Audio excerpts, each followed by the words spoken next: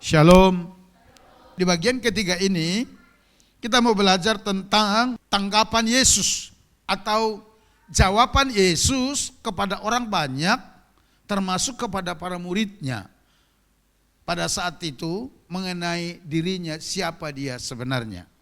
Saudara, di dalam Yohanes pasal 10 ayat 25 Yesus menjawab mereka, "Aku telah mengatakannya kepada kamu." Artinya begini, di momen-momen tertentu, Yesus itu sudah memberitahukan kepada orang banyak dan para muridnya tentang siapa dia sebenarnya. Karena dia berkata, "Aku telah mengatakannya kepada kamu, tetapi kamu tidak percaya. Pekerjaan-pekerjaan yang kulakukan dalam nama Bapakku itulah yang memberikan kesaksian tentang aku." Bahkan di ayat lain Yesus berkata demikian. Ya kalau kamu gak mau percaya kepadaku, ya mbok melalui pekerjaan-pekerjaan yang aku kerjakan itu sebagai bukti bahwa akulah dia. Tapi mereka tetap gak mau percaya. Di ayat 26 dikatakan begini, "Tetapi kamu tidak percaya karena kamu tidak termasuk domba-dombaku." Ini pernyataan yang bagi saya sangat radikal, saudara. Kenapa? Karena kalau saudara baca judul perikopnya ini, waktu Yesus berbicara itu, dia berbicara kepada para muridnya dan orang-orang Yahudi. Yesus tidak berbicara kepada orang lain, tapi Yesus berbicara kepada orang-orang Yahudi. Di mana Yesus berkata, "Kamu tidak percaya karena kamu bukan domba-dombaku." Sementara orang Yahudi berpikir bahwa mereka adalah umat pilihan Allah. Dan itu betul. Tetapi Yesus berkata, "Karena ketidakpercayaanmu itu maka kamu bukan dombaku." Saudara bisa ngerti maksudnya? Halo? Jadi tidak semua orang yang dikatakan orang Yahudi itu domba-dombanya Tuhan. Enggak. Hanya mereka yang mau percaya. Artinya saat ini juga begitu. Enggak semua orang yang KTP-nya bertuliskan Kristen itu murid Kristus. Enggak. Hanya mereka yang benar-benar percaya dan dikatakan hidup sesuai dengan firman-Ku di dalam Yohanes pasal 8 itu. Halo saudara? Amin. Nah ini menjadi renungan penting bagi kita. Untuk membuat kita terus introspeksi diri. Kita ini murid Tuhan apa enggak sih? Jangan-jangan kita hanya berperasaan-perasaan kita ini murid Tuhan. Tapi Yesus menegaskan ketika kamu tidak percaya dan kamu tidak hidup sesuai dengan firman-Ku, kamu bukan murid-Ku, kata Yesus di dalam Yohanes pasal yang ke-8 itu. Ayat 30 sampai 31 atau 31 sampai 32. Yesus berkata begitu. Oleh karenanya kita perlu belajar Bapak Ibu ya, mengenai jawaban Yesus ini tentang siapa dirinya. Supaya kita benar-benar mengenal Yesus itu dalam kehidupan kita. Kita lihat, khususnya di bagian ketiga ini kita belajar 2 poin. Yang pertama, Yesus menjawab melalui perkataannya kepada orang banyak dan murid-muridnya tentang siapa dirinya. Terus minggu depan kita akan belajar, Yesus menjawab mereka melalui pekerjaan-pekerjaannya. Tapi saat ini kita lihat dulu bahwa Yesus menjawab mereka melalui perkataannya. Yang pertama, Yesus menyatakan dirinya anak Allah. Jadi kalau ada orang bertanya siapa Yesus itu, dia adalah anak Allah. Sama seperti jawaban Simon Petrus. Dan Yesus berkata, "Engkau tahu itu karena Bapa yang memberitahukannya kepadamu." Nah dalam Yohanes 5:17 dikatakan, "Tetapi ia berkata kepada mereka, Bapakku bekerja sampai sekarang, maka aku pun bekerja juga."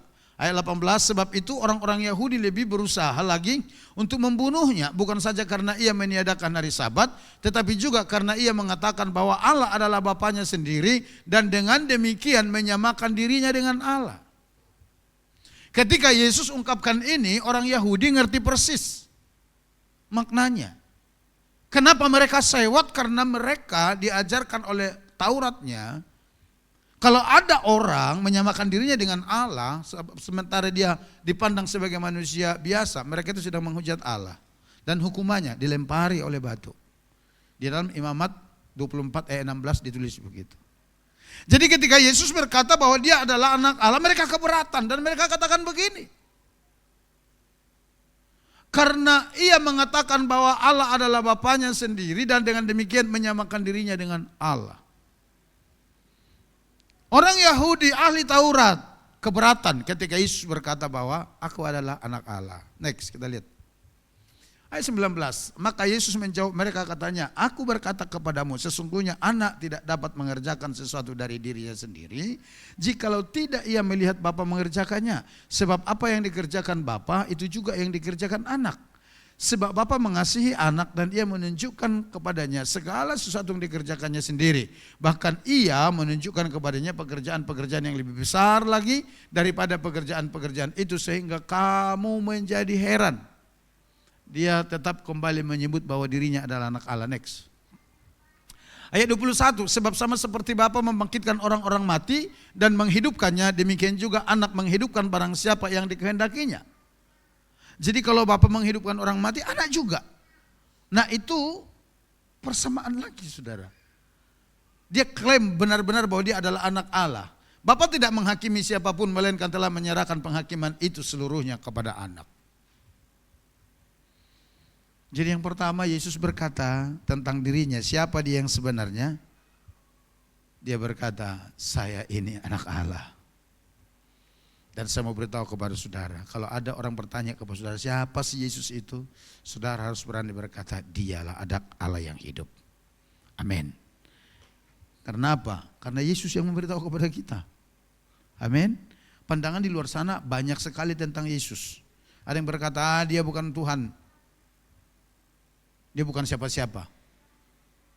Tapi sore malam ini kita belajar melalui perkataan Yesus. Dia berkata bahwa dia adalah anak Allah yang hidup. Yang percaya katakan amin. Kita lihat yang kedua, saudara. Yesus menyatakan dirinya, aku adalah aku. Atau yang disebut dengan Yahweh. Banyak orang menyebutnya dengan Yahweh. Di dalam Yohanes 8 ayat 56 dikatakan begini, Abraham bapamu bersuka cita bahwa ia akan melihat hari-hariku. Dan ia telah melihatnya dan ia bersuka cita. Maka kata orang-orang Yahudi itu kepadanya, umurmu belum sampai 50 tahun. Waktu Yesus tampil mengajar di usia 30 tahun. Tapi dia berkata, sebelum Abraham ada dia sudah ada. Ngamuk lagi orang Yahudi saudara, ahli Taurat. Tapi mereka katakan begini, umurmu belum sampai 50 tahun dan engkau telah melihat Abraham? Kata Yesus kepada mereka, aku berkata kepadamu sesungguhnya sebelum Abraham jadi, aku telah ada. Lalu mereka mengambil batu untuk melempari dia, tetapi Yesus menghilang dan meninggalkan bait Allah. Bagi kita mungkin sekarang kita tidak terlalu paham. Tapi bagi orang Yahudi, apalagi ahli Taurat yang sangat tahu tentang kitab mereka, ketika Yesus berkata, sebelum Abraham ada, saya sudah ada, mereka ngerti makna perkataan itu. Bahwa benar-benar Yesus menyamakan dirinya dengan Bapa di sorga, apalagi berkata bahwa aku adalah aku. Itu persoalan berat bagi orang Yahudi. Di dalam Yohanes 8 ayat 28 kata Yesus kepada mereka, aku berkata kepadamu, sesungguhnya sebelum Abraham jadi, aku telah ada. Ditegaskan lagi, sesungguhnya. Dalam teks Yunani kata sesungguhnya ini, itu diucapkan Yesus 2 kali. Di teks bahasa Indonesia enggak kelihatan. Tapi kalau di teks Yunani itu 2 kali. Berkata, sesungguhnya 2 kali diucapkan Yesus untuk memberi penekanan khusus pada kebenaran yang mau ia sampaikan. Kebenaran apa? Bahwa dia benar-benar sudah ada sebelum Abraham ada. Artinya dari sejak kekekalan dia sudah ada. Sementara ahli Taurat, orang Farisi, orang-orang Yahudi berpikir umurmu baru 30 tahun. Bagaimana engkau berkata sebelum Abraham ada engkau sudah ada. Nah, kalimat ini mengandung makna sebelum Abraham muncul ke dalam keberadaannya atau kelahirannya, Yesus berkata, aku telah ada, ego eimi. Dalam teks Yunaninya. Next, kita lihat lagi. Nah, kata ego eimi secara harafiah di dalam teks Yunani berarti aku ada. Itu kata ego eiminya. Nah, bentuk katanya masa kini sebagai bentuk yang biasa diucapkan oleh Yesus yang menunjukkan Yesus sama dengan Bapa. Selalu ada bersama-sama dengan Bapa. Kata eimi dimaknai sebagai bentuk absolut yang menandakan keberadaan yang kekal dan tak terbatas oleh waktu. Artinya dulu dia ada, sekarang dia ada, dan selamanya dia ada.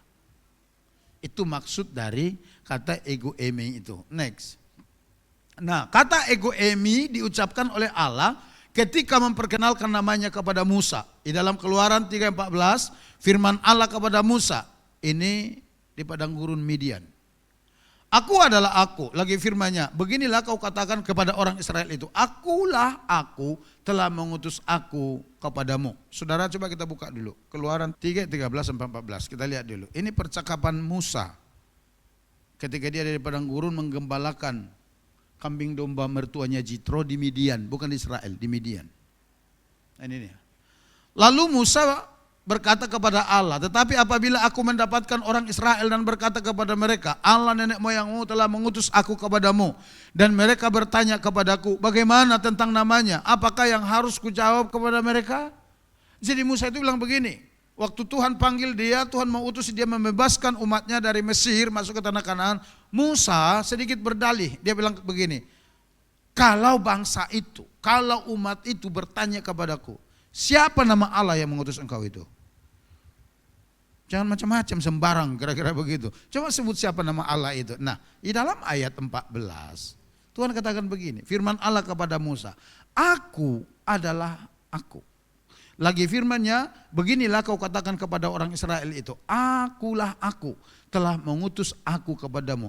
Aku di sininya adalah Tuhan, aku di sininya itu adalah Musa maksudnya. Kita kembali ke slide, saudara. Nah, perhatikan dalam kitab Taurat bahasa Yunani disebut dengan Septuaginta. Septuaginta ini berasal dari bahasa Latin, artinya 70. Menggunakan kata ego eimi. Dalam bahasa Ibrani menggunakan kata aser yang disamakan dengan Yahweh. Jadi di dalam teks Ibrani kata ego eimi, ego itu ditulis dengan ini. Tetapi Alkitab Perjanjian Lama yang telah diterjemahkan ke dalam bahasa Yunani disebut dengan Septuaginta, 70 para cendekiawan, 70 sarjana Yahudi di Alexandria, tepatnya Mesir, menerjemahkan kitab Taurat. Awalnya 5 kitab, Kejadian, Keluaran, Imamat, Bilangan, Ulangan, ke dalam bahasa Yunani. Nah, ketika kitab Taurat pada awalnya diterjemahkan ke dalam bahasa Yunani yang berbahasa Ibrani itu, nanti dalam kelanjutannya akhirnya semua kitab Perjanjian Lama diterjemahkan dalam bahasa Yunani, ditemukan terjemahan di dalam bahasa Yunani Aser ini adalah ego emi ego. Apa yang dikatakan Yesus tentang dirinya, itulah yang Bapa di surga katakan kepada Musa di semak belukar yang menyala itu tentang siapa dirinya. Dan orang Yahudi ahli Taurat tahu maksud itu. Oleh karenanya mereka ngamuk, saudara. Next. Artinya Yesus sedang memberitahukan keilahiannya dan pre-eksistensinya. Pre-eksistensinya itu artinya begini, sebelum kelahirannya, sebelum dia datang ke dunia. Dia sudah memberitahukan bahwa dia sudah ada bersama-sama dengan Bapa. Nah, Yesus memakai kata ego eimi dalam teks Yunani untuk dirinya ketika di Taman Getsemani, memiliki makna yang sama ketika Allah berkata aser dalam teks Ibrani kepada Musa di semak belukar yang terbakar di Midian. Waktu Musa bertemu dengan dia, waktu Tuhan memanggil dia di semak belukar itu, ini yang Tuhan katakan. Ini di dalam bahasa Ibrani, tapi kalau di dalam bahasa Yunaninya ego eimi ego. Next. Di dalam Yohanes 18:4, saudara perhatikan ini. Dikatakan begini, maka Yesus yang tahu semua yang akan menimpa dirinya, maju ke depan dan berkata kepada mereka, siapakah yang kamu cari? Ayat 15, jawab mereka, Yesus dari Nazaret. Katanya kepada mereka, akulah dia. Dia pakai kata ego eimi, bahasa Yunani, teks Yunani. Yudas yang mengkhianati dia berdiri juga di situ bersama-sama mereka. Ketika ia berkata kepada mereka, akulah dia, atau ego eimi, mundurlah mereka dan jatuh ke tanah. Itu di Taman Getsemani. Ketika prajurit Romawi mau tangkap Yesus di Taman Getsemani, lalu mereka bertanya, Yesus bertanya, siapa yang kamu cari? Yesus dari Nazaret. Lalu Yesus berkata begini, ego eimi. Mereka mundur dan rebah. Kenapa? Karena ada kuasa di dalam nama itu. Amin. Dan itu sesuatu yang sangat luar biasa, saudara. Apakah orang Yahudi mengerti jawaban dari Yesus? Iya, mereka sangat mengerti. Ketika Yesus berkata begitu, mereka paham, sangat paham. Dalam konteks mereka pada saat itu paham. Tapi apa respon mereka? Mereka ingin melempari Yesus dengan batu. Kenapa begitu? Karena ingat, Taurat mereka mengajar, kalau ada orang menyamakan dirinya dengan Allah, itu penghujatan terhadap Allah dan mereka itu layak dihukum mati dengan cara dilempari dengan batu. Lalu mereka mengambil batu untuk melempari dia, tetapi Yesus menghilang dan meninggalkan bait Allah. Mengapa mereka ingin melempari dengan batu? Karena mereka menyimpulkan bahwa Yesus menghujat Allah. Tapi yang sebenarnya adalah karena mereka tidak percaya bahwa Yesus itu adalah sama dengan Bapa di dalam keilahiannya. Apalagi Yesus berkata, namaku itu adalah, aku adalah aku. Makin ngamuk orang Yahudi. Karena yang mereka tahu, nama itu adalah nama Bapa. Kalau sekarang muncul Yesus, yang sekalipun dia manusia menurut mereka, berani-beraninya manusia ini menyatakan bahwa nama dia adalah nama Allah. Yohanes 17 ayat 11-12, saudaraku perhatikan. Tentang siapa nama Tuhan kita yang sebenarnya. Perhatikan, ini doa Yesus, Yohanes 17 doa Yesus kepada Bapa. Dia berkata begini, dan aku, ini maksudnya Yesus, tidak ada lagi di dalam dunia, tetapi mereka masih ada di dalam dunia. Dan aku datang kepadamu, ya Bapa yang kudus, peliharalah mereka dalam namamu. Siapa yang dimaksud sini? Para muridnya dan orang-orang yang percaya kepada Bapa di sorga, kepada Yesus melalui pemberitaan pada murid itu. Dia katakan, yaitu namamu yang telah engkau berikan kepadaku, supaya mereka menjadi satu sama seperti kita. Ayat 12. Selama aku bersama mereka, aku memelihara mereka dalam namamu, yaitu namamu yang telah engkau berikan kepadaku. Aku telah menjaga mereka dan tidak ada seorang pun dari mereka yang binasa selain daripada dia yang telah ditentukan untuk binasa, supaya genaplah yang tertulis dalam kitab suci. Yesus berkata di dalam doanya, namamu yang kau berikan kepadaku. Artinya nama yang dipakai Yesus itu nama Bapa di sorga. Jadi kalau ada orang bertanya, siapa sih nama Tuhan kamu yang sebenarnya? Siapa nama Bapa? Yesus. Karena Yesus membuat sebuah pengakuan bahwa nama yang dia pakai itu adalah nama Bapa yang diberikan kepadanya. Amin. Amin. Saudara sampai di sini ngerti enggak? Itu sebabnya di dalam Filipi dikatakan bahwa nama Yesus itu nama di atas segala nama. Name above all name. Enggak ada lagi nama yang lebih tinggi dari nama Yesus itu. Kalau di dalam teks Ibrani kata Yesus itu, nama Yesus itu disebut dengan Yehosua. Yang diurapi berarti Yehosua Hamasyak. Itulah nama Allah kita. Dan Yesus berkata kepada orang Yahudi, itu aku. Nama itu namaku. Karena nama itu diberikan kepadaku. Makin seot lagi orang Yahudi. Makin tidak terima mereka. Ini manusia ini kurang asam nih katanya. Makin ngamuk mereka, saudara. Saudara, siapa Yesus? Dia memperkenalkannya. Pertama, aku anak Allah. Yang kedua, aku adalah aku.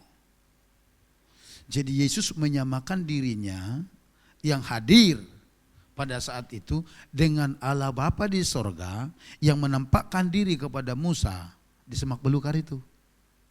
Aku adalah aku. Itulah Yesus, saudara. Sampai di sini dulu. Saudara bisa paham, bisa mengikuti? Amin.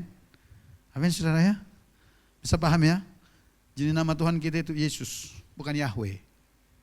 Yahweh itu sebutan manusia kepada Tuhan. Manusia yang menyebutnya. Enggak pernah Allah memperkenalkan namanya yang sesungguhnya sebelum Yesus. Sebelum Yesus.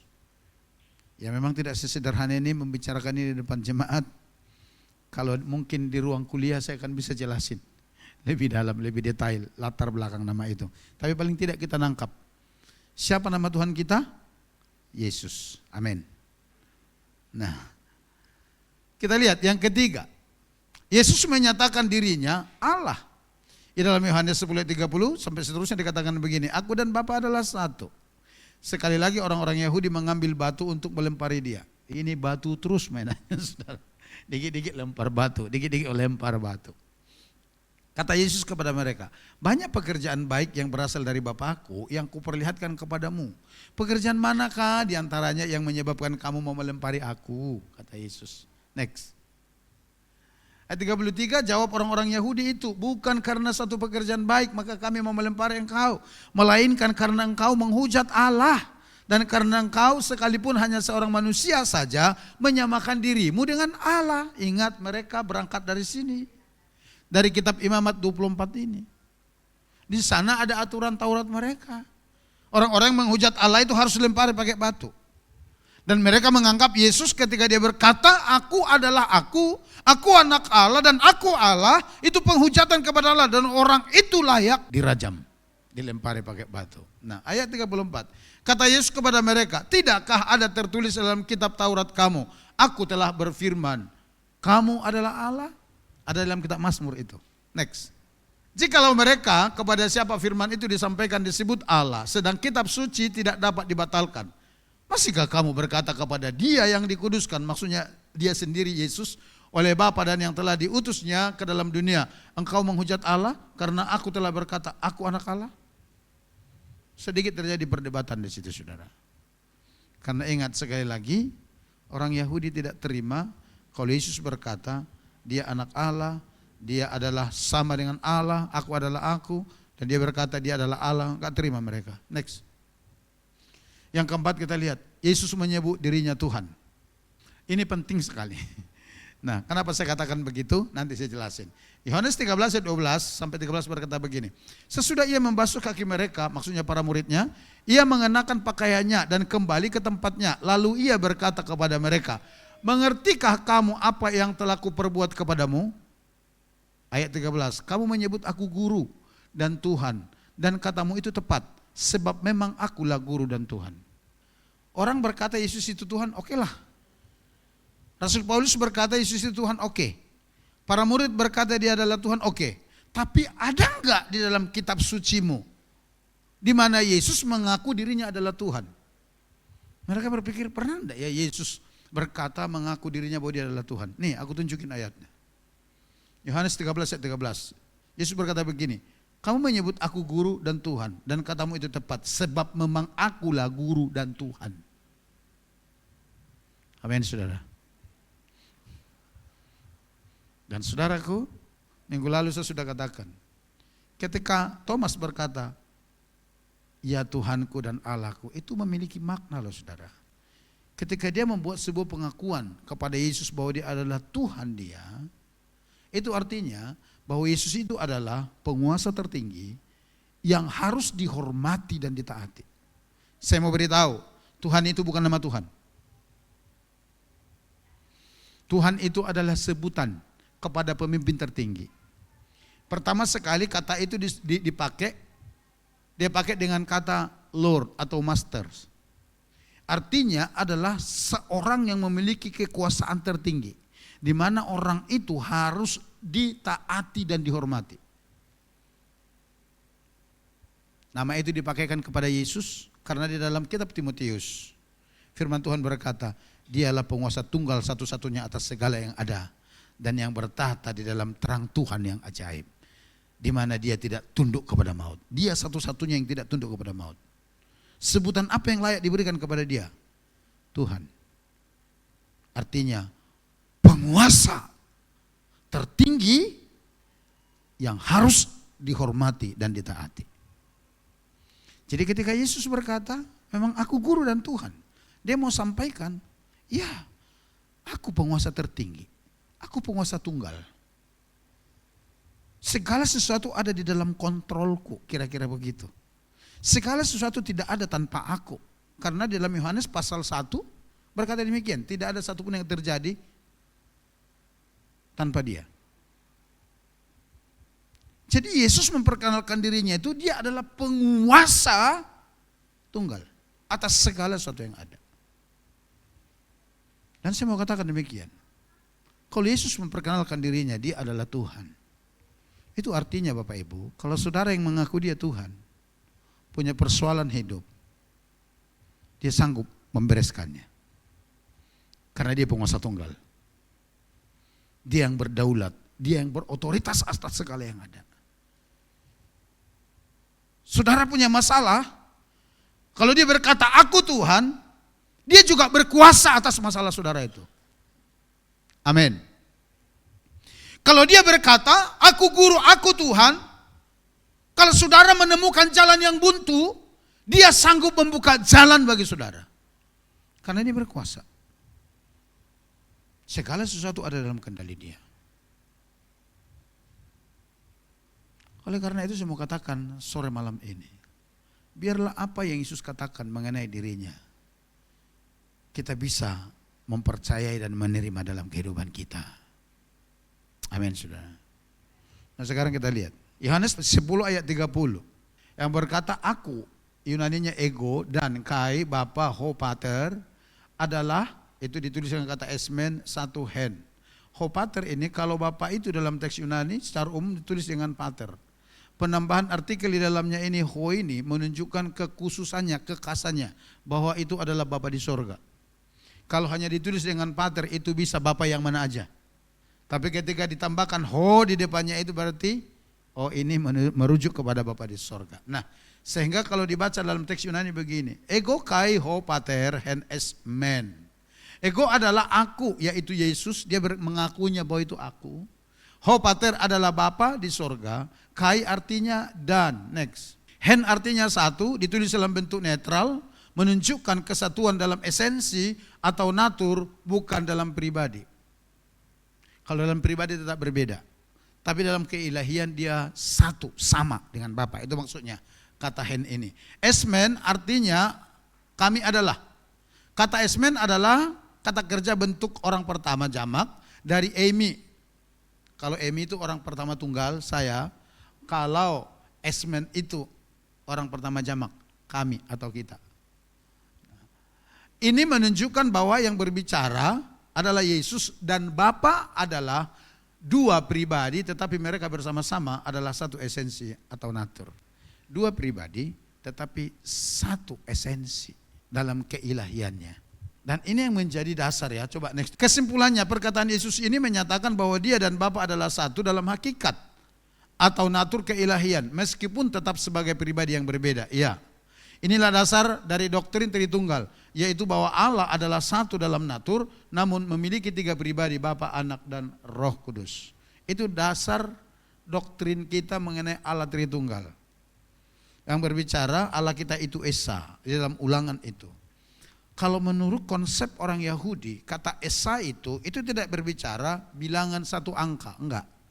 Tapi artinya satu kesatuan.